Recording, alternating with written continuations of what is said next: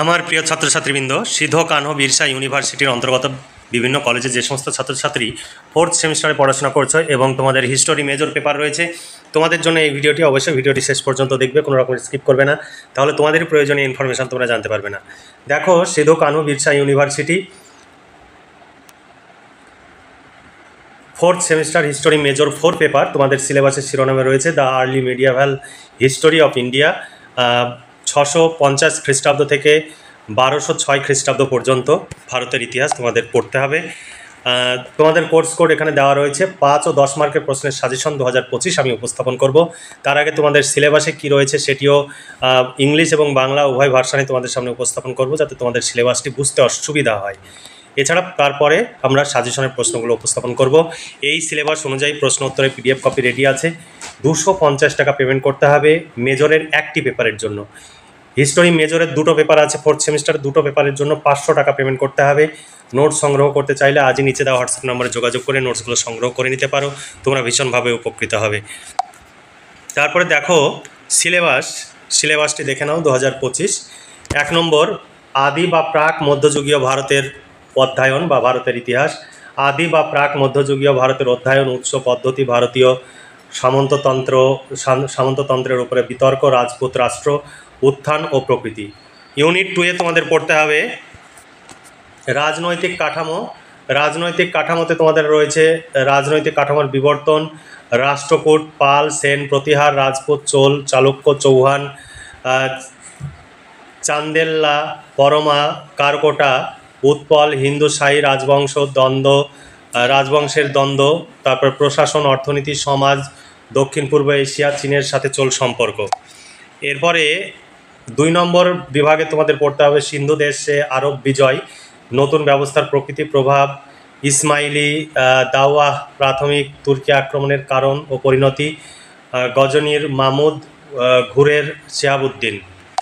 এরপরের ইউনিট 3 থেকে তোমাদের পড়তে হবে কৃষি কাঠামো এবং সামাজিক পরিবর্তন।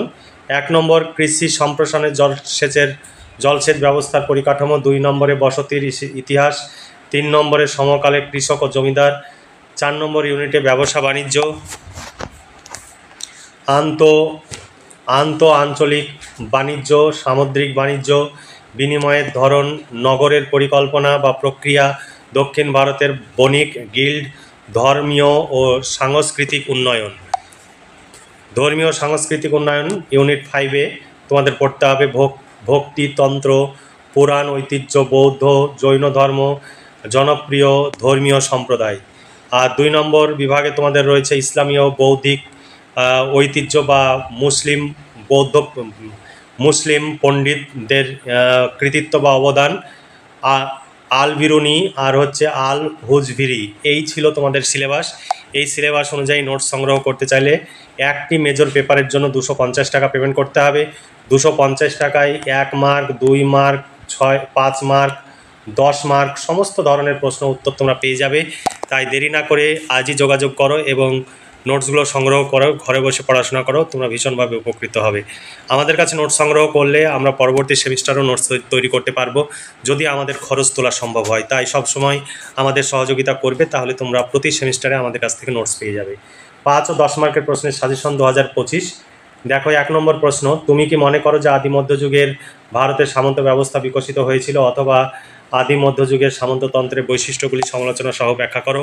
2 নম্বর প্রশ্ন, ভারতীয় সামন্ততন্ত্রের উদ্ভবের বিতর্কটি আলোচনা করো বা আদি মধ্যযুগের ভারতের সামন্ততন্ত্র প্রথার ঐতিহাসিক বিতর্ক ব্যাখ্যা করো। রাজপুত রাষ্ট্র থেকে প্রশ্ন, রাজপুতদের উৎপত্তি সম্পর্কে মতামত ব্যাখ্যা করো।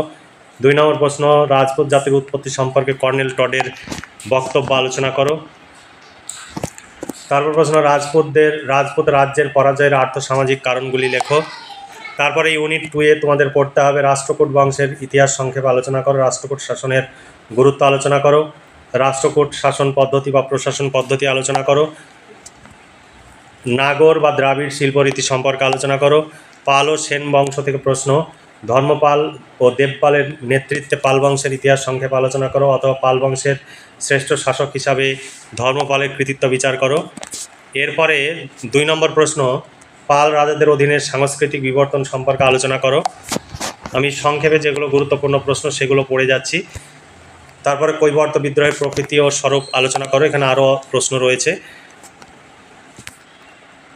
পাল সেন যুগের সাংস্কৃতিক জীবনের পরিচয় দাও। বল্লাল সেন বংশের রাজা বল্লাল সেনের কৃতিত্ব আলোচনা করো। এবার ত্রিপাক্ষিক সংগ্রাম থেকে তোমাদের প্রশ্ন। দেখো, কনৌজের ওপরে আধিপত্য স্থাপনে প্রতিহার পাল ও রাষ্ট্রকূটদের ত্রিশক্তি সংগ্রামের সংক্ষিপ্ত পরিচয় দাও বা বিবরণ দাও। মানে অনেকগুলো অথবা দেওয়া রয়েছে, আমি সব প্রশ্ন পড়ছি না, যেগুলো গুরুত্বপূর্ণ সেগুলো তুলে ধরছি। আর তারপরে চোল স্থানীয় স্বায়ত্ত শাসনের উপরে চোল শাসন ব্যবস্থা আলোচনা করো। চোলরাজ রাজেন্দ্র চোলের কৃতিত্ব সম্পর্কে আলোচনা করো। চোল যুগের স্থাপত্য ভাস্কর্য সম্পর্কে আলোচনা করো। চীনের সাথে চোলদের বাণিজ্যিক সম্পর্ক আলোচনা করো। এবার চালুক্য বংশ থেকে তোমাদের প্রশ্ন। চালুক্য বংশের উৎপত্তির ইতিহাস সংক্ষেপে আলোচনা করো।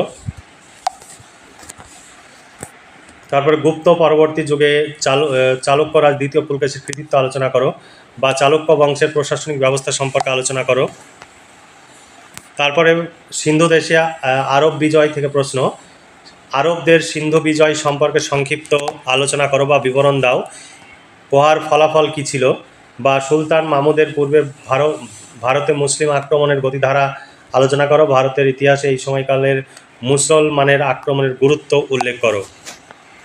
তারপরের প্রশ্ন, আরবদের অর্থাৎ সুলতান মাহমুদের সিন্ধু দেশ বা আরব দেশ জয়ের কৃতিত্ব বিচার করো। সুলতান মাহমুদ ও মোহাম্মদ ঘুরির অভিযানের মধ্যে পার্থক্য আলোচনা করো। তরাইনের দ্বিতীয় যুদ্ধের ঐতিহাসিক গুরুত্ব কী ছিল। তুর্কি আক্রমণের প্রাক্কালে উত্তর পশ্চিম ভারতের সামাজিক, অর্থনৈতিক ও রাজনৈতিক অবস্থার বর্ণনা দাও। তুর্কি আক্রমণের প্রতিরোধে ভারতীয়রা ব্যর্থ হয়েছিল কেন। তারপরের প্রশ্ন, মোহাম্মদ ঘুরির ভারতবর্ষ অভিযানের বিবরণ দাও, তার অভিযানের ফলাফল আলোচনা করো। এরপরে ইউনিট 3 থেকে তোমাদের প্রশ্ন। ইউনিট 3 থেকে তোমাদের প্রশ্ন দেখো, প্রাক মধ্যযুগ বা আদি মধ্যযুগের কৃষি সম্প্রসারণে জলসেচ ব্যবস্থার পরিকাঠামো সম্পর্কে আলোচনা করো। এখানে আরও অথবা দেওয়া রয়েছে। তারপরে প্রশ্ন, আদি মধ্যযুগের কৃষি অর্থনীতির সম্পর্কে আলোচনা করো। প্রাক মধ্যযুগের বা আদি মধ্যযুগের কৃষকদের অবস্থা কেমন ছিল। তারপরে ইউনিট 4 থেকে প্রশ্ন, চোলদের সামুদ্রিক কার্যকলাপের উপরে আলোচনা করো বা চোলদের সামুদ্রিক কার্যকলাপের উপর সংক্ষিপ্ত টিকা লেখো। প্রাচীন ভারতে গিল্ডের কার্যাবলী আলোচনা করো বা আদি মধ্যযুগের ভারতের গিল্ড কীভাবে বিকশিত হয়েছিল। আদি মধ্যযুগের নগরায়ন প্রক্রিয়া সম্পর্কে আলোচনা করো বা আদি মধ্যযুগের মহাসাগরীয় বাণিজ্যের বিকাশ সম্পর্কে আলোচনা করো। এখানে অথবা দেওয়া রয়েছে। আদি মধ্যযুগে অভ্যন্তরীণ বাণিজ্যের পরিচয় দাও। 5 নম্বর ইউনিট অর্থাৎ শেষ ইউনিট থেকে এবার প্রশ্ন, প্রাক মধ্যযুগীয় বা আদি মধ্যযুগের ভারতের বিভিন্ন ভক্তিবাদী চিন্তাধারা ও মতাদর্শের পরিচয় দাও, অথবা ভারতের সমাজ ও সংস্কৃতিতে ভক্তি আন্দোলনের পরিচয় দাও। জৈন বৌদ্ধ ধর্মের উত্থানের কারণগুলি লেখো। এখানে অনেক রকমের অথবা দেওয়া রয়েছে। তারপরে প্রশ্ন, জৈন ধর্মের মূলনীতিগুলি আলোচনা করো অথবা জৈন ধর্মের বৈশিষ্ট্য সম্পর্কে আলোচনা করো। বৌদ্ধ ধর্মের নীতিগুলি বিশ্লেষণ করো অথবা বৌদ্ধ ধর্মের বৈশিষ্ট্যগুলি লেখো। বৌদ্ধ জৈন ধর্মের পার্থক্য লেখো। তারপরে পুরাণ কি, পুরাণ সম্পর্কে সংক্ষেপে আলোচনা করো। এবার লাস্ট অধ্যায় থেকে তোমাদের প্রশ্ন, মুসলিম পণ্ডিত হিসাবে আল বিরুনির অবদান আলোচনা করো। মুসলিম পণ্ডিত হিসাবে আল হুজভিরির অবদান আলোচনা করো। এই ছিল তোমাদের সাজেশন ভিত্তিক প্রশ্ন। এই প্রশ্নের উত্তর তোমরা পেয়ে যাবে, এর সঙ্গে 2 মার্কের শর্ট প্রশ্নের উত্তরও পেয়ে যাবে। একটি পেপারের জন্য 250 টাকা পেমেন্ট করতে হবে। তোমাদের ইতিহাস মেজরের 2টো পেপার আছে, 2টো পেপারের জন্য মোট 500 টাকা পেমেন্ট করতে হবে।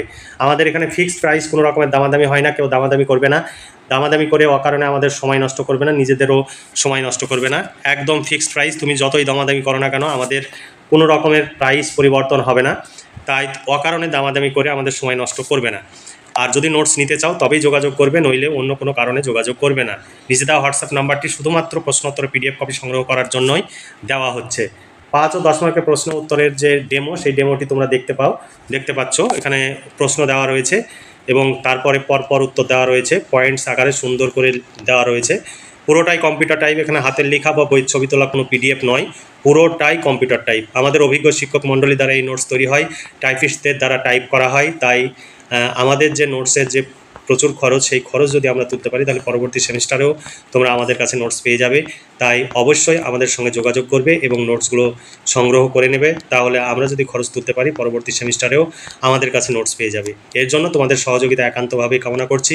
তোমরা সহযোগিতা করলে তোমরা যেমন উপকৃত হবে, তেমনি আমাদের এই কাজ চালিয়ে যাওয়াটাও সহজ হবে। তাহলে আজকে এই পর্যন্তই। ভালো থেকো, সুস্থ থেকো এবং খুব ভালোভাবে পড়াশোনা করে পরীক্ষার প্রস্তুতি নাও। এই শুভকামনা জানিয়ে আজকের ভিডিওটি এখানে সমাপ্তি ঘোষণা করছি।